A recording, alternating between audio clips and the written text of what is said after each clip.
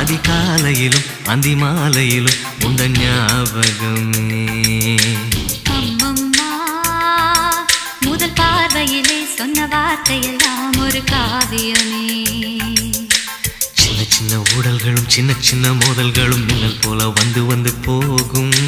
மோதல் வந்து ஊடல் வந்து முட்டிக்கொண்ட போதும் இங்கு காதல் மட்டும் காயமின்றி வாழும்.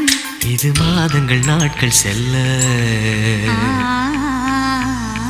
நிறம் மாறிடும் பூக்கள் அல்ல. மீனம்மா அதிகாலையிலும் அந்தி மாலையிலும்